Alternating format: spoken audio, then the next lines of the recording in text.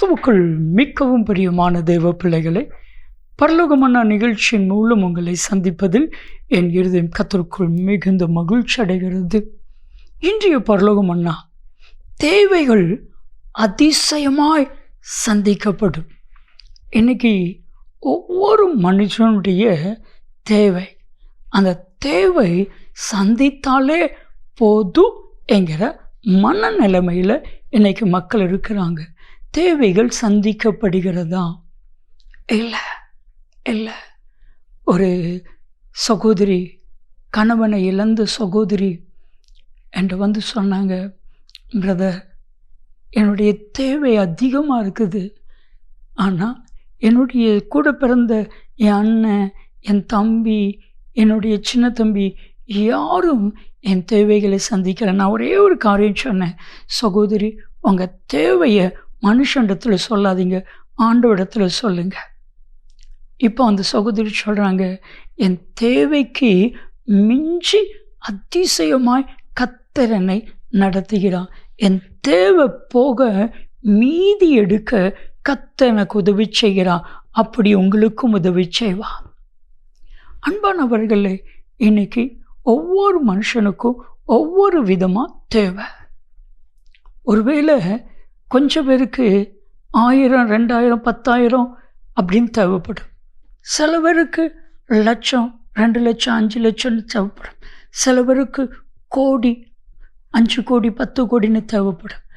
நம்முடைய தேவைகளை மனுஷங்களால் நிறைவு செய்ய முடியாது. அதை மட்டும் புரிந்து கொள்ளுங்க. மனுஷனால் நிறைவு செய்ய முடியாது. ஆனால் ஆண்டவர் ஆச்சரியமும் அற்புதமாய் தேவைகளை சந்திக்கிற தேவன். மத்தேயு 6வது அதிகாரம் 8ஆம் வசனத்தை நீங்கள் வாசித்து பார்த்தா, நீங்கள் வேண்டிக் கொள்வதற்கு முன்பாகவே உங்களுக்கு என்ன தேவை என்று கர்த்தர் அறிந்திருக்கிறார். எப்படியா?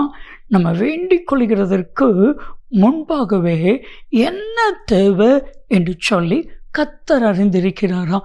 அந்த தேவைகளை எல்லாம் சந்திப்பார். ஒருவேளை உங்களுடைய தேவைகள் சந்திக்கப்படாமல் இருக்குமேயானால் நிச்சயமா உங்களுடைய தேவைகளை கர்த்தர் சந்திப்பான். சில ஆண்டுகளுக்கு முன்னாடி ஒவ்வொரு மாதமும் கிராஸ் டிவி ஊழியத்திற்கு 3,60,000 செலவு பண்ணுவோம். 3,60,000 கட்டுவோம். மாதம் 20ஆம் தேதி அரசாங்கத்திற்கு.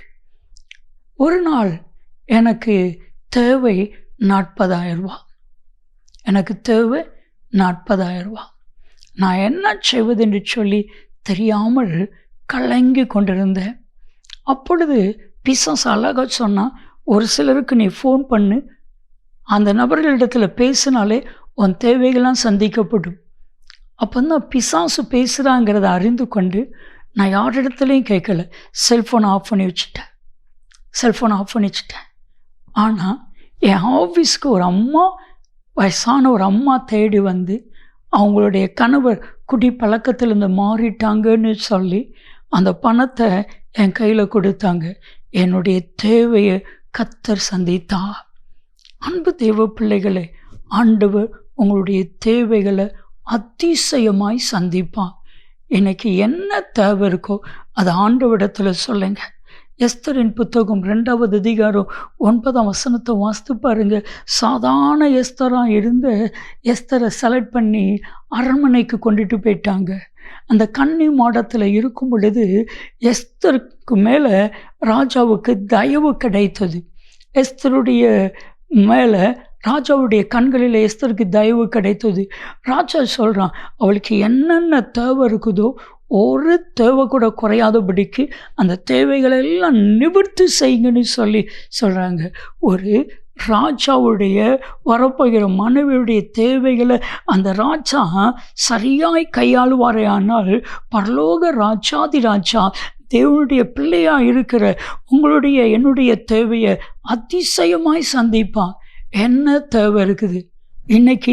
எனக்கு இது தேவை அப்படின்னு ஒரே ஒரு வார்த்தை ஆண்டவரிடத்தில் சொல்லி பாருங்க.